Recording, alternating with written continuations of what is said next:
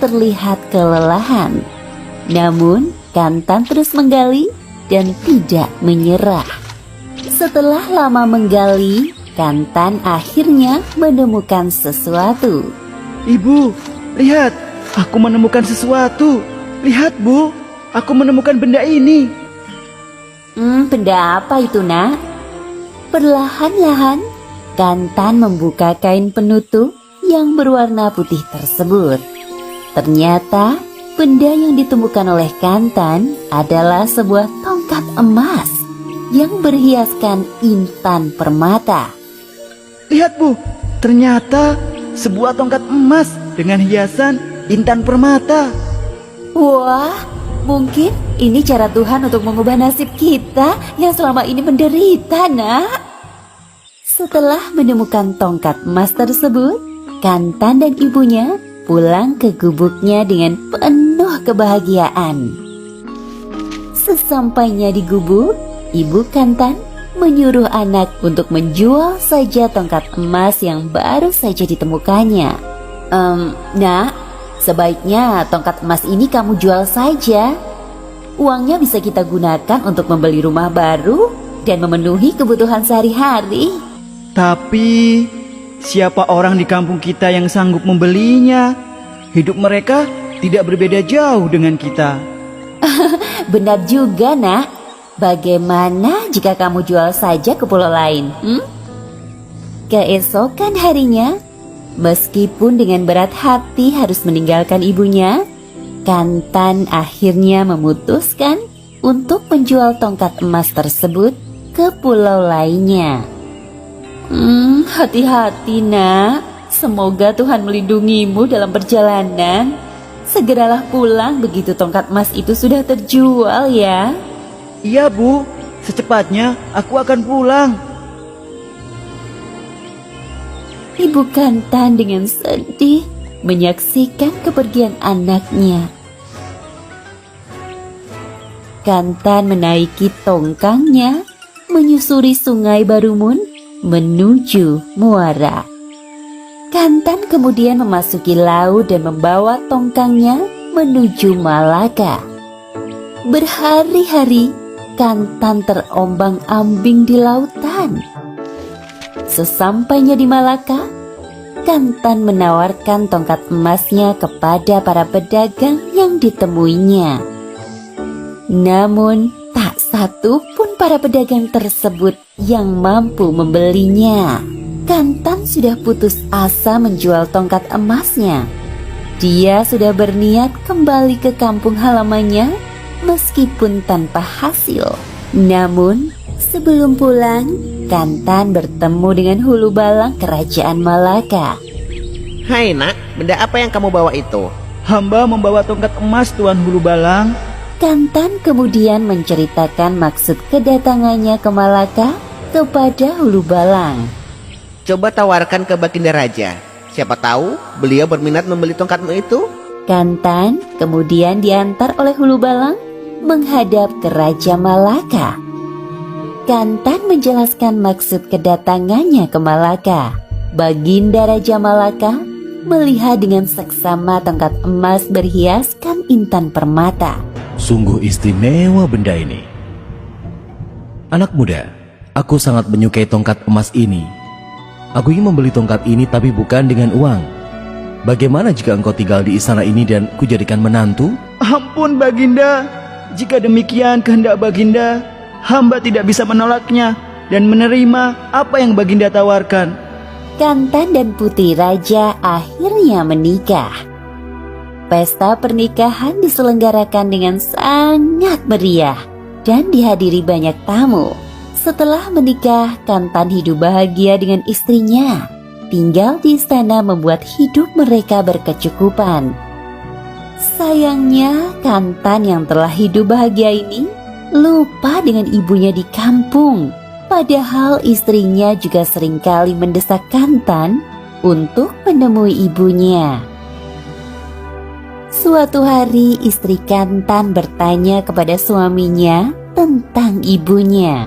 "Kanda, kapan mengajak Adinda mengunjungi kampung halaman Kakanda? Adinda juga sangat ingin bertemu ibu Kakanda. Setelah berkali-kali didesak, akhirnya Kantan memenuhi permintaan istrinya.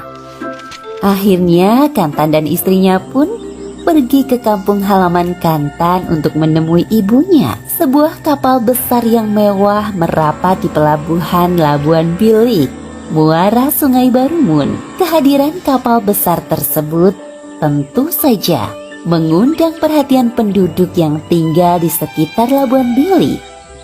Kantan dan istrinya pun turun dari anjungan kapal menuju pantai. Para penduduk berbondong-bondong datang melihat siapa gerangan yang datang. Hei, lihat, bukankah itu si Kantan? Wah, ternyata sekarang dia sudah menjadi orang istana. Segera saja para penduduk mengerumunin Kantan dan menyalaminya. Namun Kantan sudah berubah dari pemuda desa yang ramah menjadi manusia yang sombong.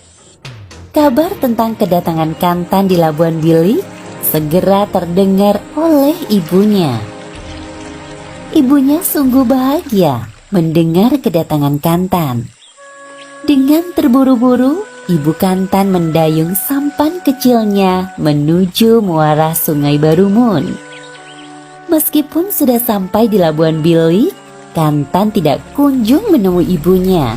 Dia menunda-nunda waktu ketika istrinya mengajaknya untuk menemui ibunya. Tiba-tiba Kantan dikejutkan oleh suara perempuan tua memanggilnya. "Kantan, Kantan, ini ibumu, Nak."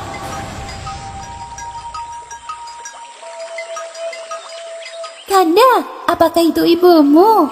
Mari kita turun dan menjemputnya." Bukan, itu bukan ibuku. Aku tidak punya ibu seburuk itu. Aku tidak punya ibu yang buruk sepertimu. Pergilah dan jangan mengaku sebagai ibuku. "Nak, apakah kamu sudah lupa pada ibumu? Telah lama ibu menanti kedatanganmu." "Kanda, sepertinya ibu itu sangat mengenalmu. Mungkin dia benar ibumu." Hai perempuan tua gila, jangan dekati kapalku. Segera pergi dari sini. Pengawal, usir perempuan tua itu. Setelah pengawal mengusir ibu Kantan, kapal besar tersebut bergerak meninggalkan Labuan Bilik kembali ke Malaka. Dengan perasaan sedih, ibu Kantan kembali ke gubuknya. Dia tidak menduga anak yang selama ini dibesarkannya ternyata justru mengusirnya.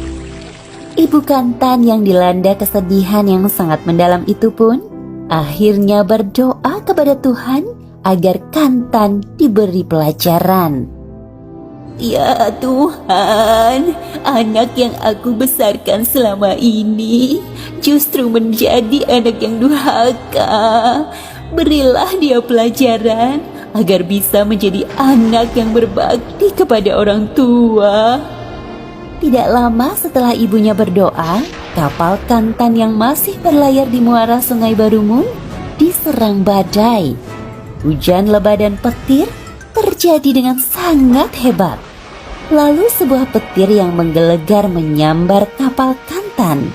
Air Sungai Barumun tiba-tiba meluap. Kapal Kantan yang baru saja disambar petir itu pun tenggelam ditelan oleh air Sungai Barumun. Tidak ada yang selamat. Semua tenggelam ke dasar Sungai Barumun. Setelah kapal Kantan tenggelam, Sungai Barumun kembali tenang. Hujan badai tiba-tiba reda. Air Sungai Barumun pun mengalir dengan tenangnya. Tidak lama kemudian, di tempat kapal Kantan tenggelam, tiba-tiba muncul sebuah pulau. Pulau tersebut berada di tengah Sungai Barumun yang berhadapan dengan Labuan Bilik. Masyarakat setempat akhirnya menyebut pulau tersebut dengan nama Pulau Sikantan. Pulau tersebut menjadi pelajaran kepada masyarakat setempat agar tidak durhaka kepada orang tua.